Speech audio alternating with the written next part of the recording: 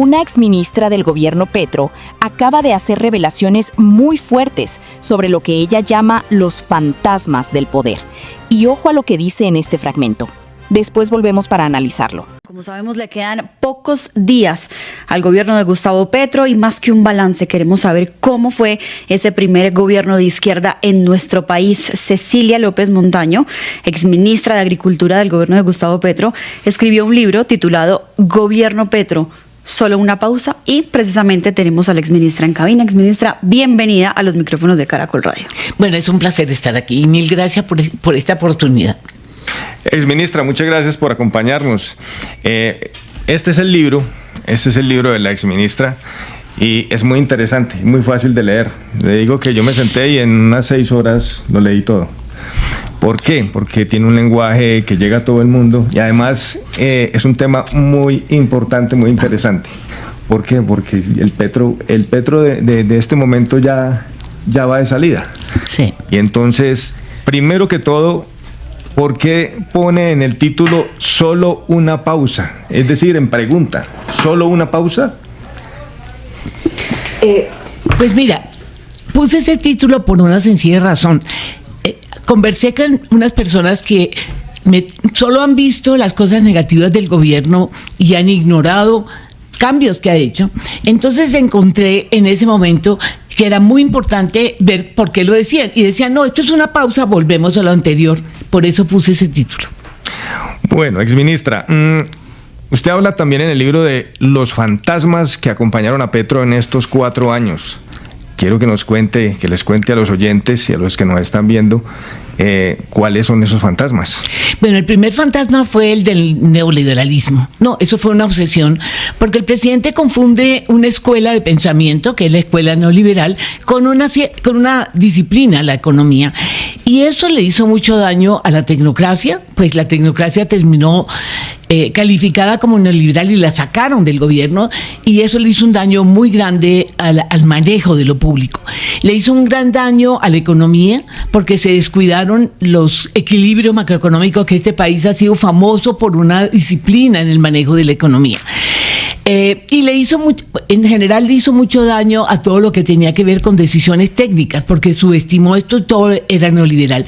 Y el otro fantasma fue el de la izquierda, es decir, ahí su obsesión por estatizar actividades sociales que venían de una mezcla de Estado y mercado. La salud, yo diría que sería una de las grandes víctimas, y de alguna manera el agro.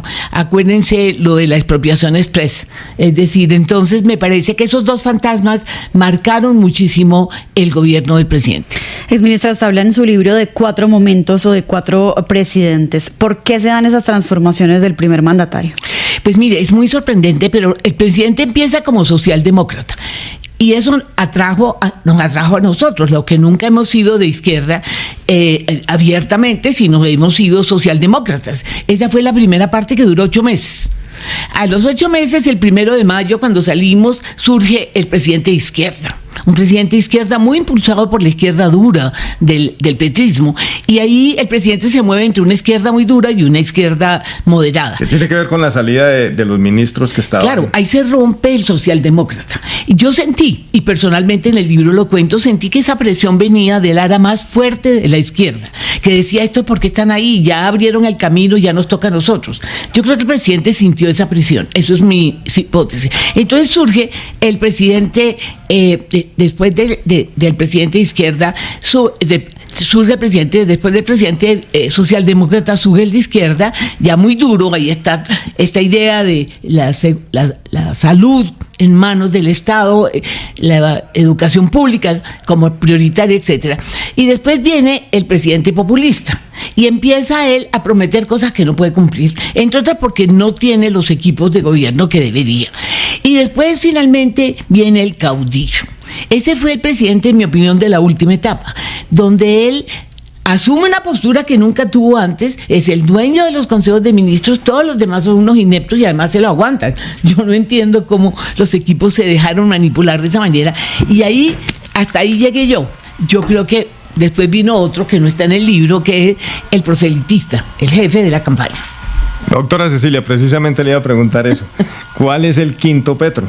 ya lo acaba de decir que sería el proselitista. Sí. ¿Y cómo se desarrolla ese Petro? Pues mire, el presidente hace una cosa que yo no sé este país cómo se lo tolera. Todos los presidentes de alguna manera inciden en la campaña, pero esto fue de un descaro absoluto. Inclusive funcionarios que salen como Harman a hacer política descaradamente cuando había hecho política desde adentro, y cuando se acaba la campaña vuelve al puesto. Y uno se pregunta cómo así. Ahí hay un problema de las cifras que yo menciono en el libro que me preocupa mucho. Creo que las cifras usaron un lenguaje y sometieron las cifras al discurso. Entonces, no sé si el regreso de algunos funcionarios que estaban haciendo política es eso, pero sí fue una participación demasiado descarada del presidente, y yo no entiendo cómo la institucionalidad colombiana, primero, no tuvo mecanismos para frenarlo, pero con todo y eso, al final no pudieron imponerse. Doctora Cecilia, aparte del socialdemócrata, digamos que usted dice que es básicamente cuando ustedes salen del gobierno, ¿por qué cree usted que el gobierno o el presidente Petro siguió con esos cambios? O sea, no se quedó después en el segundo, sino que siguió al tercero, siguió al cuarto y ya vamos en el quinto. Es que yo creo que ahí hay una mezcla de cosas. Yo creo que la salida, si usted mira el periodo en que el presidente tuvo la mayor oportunidad de hacer grandes reformas, fueron los primeros meses. Ya en los segundos meses él empieza, porque él es un tipo inteligente, eso todo podemos decir del presidente Petro, menos que no es un tipo inteligente. Se empezó a dar cuenta de su frustración, de que su equipo no le respondía, pero no le respondía porque él, en mi opinión, cometió un error muy grave después de haber trabajado para ser presidente muchos años. No preparó un equipo y le tocó improvisar equipo. Gente muy buena como activista, pero que no conocía el Estado. Yo he estado en muchos gobiernos, el Estado es muy complejo. Entonces me parece que él en ese proceso, una mezcla de frustración, de desesperación y un cambio de personalidad muy notorio. Yo no reconozco al presidente de hoy con el presidente con el cual yo trabajé, ni al gobierno de hoy con el gobierno en que yo estuve. Sí, doctora Cecilia, sin embargo, se ha destacado mucho la labor que quizá hizo el gobierno del presidente Gustavo Petro en la entrega de tierras, y precisamente no sé si tal vez ya ha tenido oportunidad de leer las denuncias que ha hecho el presidente Gustavo Petro en los últimos días sobre el supuesto aumento de las amenazas contra comunidades agrarias y campesinas que precisamente obtuvieron tierras en este gobierno. ¿Usted tiene quizá preocupación, o debería más bien el país preocuparse, de que haya una escalada de la violencia precisamente a campesinos que recibieron tierras ahora durante el gobierno de Abelardo de la Espriella? Bueno, primero que todo, lo que yo quiero decir, hay dos cosas que quiero decir sobre eso. Las cifras de tierras no son las que son reales, las del gobierno. El gobierno usó la palabra gestionar. Gestionar no es entregar tierra, gestionar es iniciar procesos. Hasta el 30 de diciembre, según las cifras de ellos, porque ¿por qué nunca están registradas las cifras de entrega de tierras en el CIPO?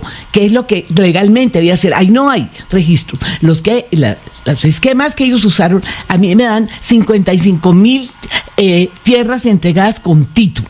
Eso es lo que toca. No son ni 200, ni 1,000,000, ni 500. Entonces, primero que todo, las cifras no son las reales. Después la ministra aceptó que a mayo había 80,000. Perfecto. Ya eso es bastante, pero no son miles, ni son millones. Entonces, primero es eso. Primero, inflaron las cifras. Segundo, aquí hay un mensaje para este gobierno. Yo sí tengo una preocupación porque yo voté en blanco. O sea, yo tengo la libertad de hablar tanto del gobierno que sale como del gobierno que entra. Yo tengo una preocupación. El gobierno que entra tiene que reconocer que este gobierno sí hizo unas cosas que cambiaron al país. Aquí hay un porcentaje muy alto, yo no sé si es el 50, sí, claro, pero por lo menos es el 40, de gente que por primera vez se le escuchó. Yo siempre he dicho que a mí me sorprende que a Petro no lo apoyara el 60%. ¿Por qué? Porque el 28% son pobres, pero el 30% son vulnerables. Nadie habla del vendedor de aguacate en la calle. Aquí hay 58, 2/3 casi de la población que ha estado al margen del desarrollo. El presidente le dio voz a un pedazo de eso. a un pedazo, ni siquiera a la clase media baja, sino a los pobres. Pero eso es una realidad y ahí les generó una cosa. Puede que no le haya dado todo lo que dijo que iba a dar, pero sí les generó expectativas. Y esas expectativas este gobierno las tiene que empezar a cumplir, si no se le arma un lío de la Madonna. Y a mí me da susto que en este gobierno estén con la idea de una parte del país que solo reconoce las cosas malas de Petro y no reconoce las cosas trascendentales que hizo, como esta, darle voz a una población que por siglos no la tuvo. Doctora Cecilia, precisamente, ya para cerrar la entrevista, esa gente a la que Petro le dio la voz, que muchos años, por muchos gobiernos fue descuidada, ¿qué va a pasar con ellos? ¿Quedan huérfanos o pues será que Petro sigue ahí con ellos apoyándolos? Bueno, a mí me preocupa porque por un lado el mensaje que va a seguir la oposición es un mensaje muy populista. Ellos creen que solamente subir el salario al 25% es maravilloso. Ellos no miden las consecuencias porque no han tenido o la capacidad técnica o la honestidad de decir que eso se vuelve inflación. Entonces me preocupa que la oposición vaya a pedir unas cosas que tienen implicaciones económicas negativas. Y la otra preocupación que tengo es que este gobierno no se dé cuenta de que aquí tiene que tener una política social y una política productiva que incorpore estos sectores. Tú no apuntes limosna, que fue lo que prometió Cepeda. En eso está equivocada la izquierda. Esto no es solo limosna, esto es cómo se inserta estos sectores en la producción. Y eso lo tiene que hacer este gobierno. Entonces aquí no es la política social tradicional ni la política productiva. Y yo le hago un llamado aquí, aprovecho al sector privado. El sector privado se tiene que comprometer en ayudar a reducir desigualdad, no solo pobreza, incorporando población. Si el sector privado no juega ese rol y no, ellos que están tan cerca de este gobierno, no obliga a este gobierno a que no descuide esos sectores, aquí tenemos un problema social muy serio. Bueno, doctora Cecilia López Montaño, muchísimas gracias por venir aquí a la cabina de Caracol Radio y hablarnos de Gobierno Petro. Solo una pausa. Muchísimas gracias y invite a los oyentes a que compren el libro. Pues ojalá lo lean, pero yo se lo quiero recomendar a este gobierno porque creo que hay ahí lecciones positivas y negativas que sería bueno que las miraran. Este testimonio de Cecilia López Montaño es especialmente relevante porque no proviene de la oposición tradicional, sino de una exministra que hizo parte del propio gobierno del presidente Gustavo Petro. Eso le da a su análisis un peso distinto, más interno y con mayor contexto político. Según ella, el gobierno Petro no ha sido un bloque uniforme, sino una serie de transformaciones políticas e ideológicas. Incluso plantea la idea de varios Petros, un primer mandatario de corte socialdemócrata, luego un giro hacia una izquierda más marcada, después una etapa con tendencias más populistas y finalmente una fase mucho más centralizada alrededor de la figura presidencial. Esta lectura muestra un gobierno cambiante, con tensiones internas y con dificultades para mantener una línea política estable. Uno de los puntos más delicados que menciona es lo que llama los fantasmas del gobierno. Por un lado, la tensión constante con el modelo económico tradicional y con las instituciones técnicas del Estado. Por otro lado, la apuesta por una transformación social profunda, impulsada por sectores de la izquierda. Según ella, esa dualidad terminó generando contradicciones, decisiones poco coherentes y problemas de ejecución en varias áreas del gobierno. También señala un problema estructural clave: la dificultad para conformar un equipo sólido con experiencia en la administración del Estado.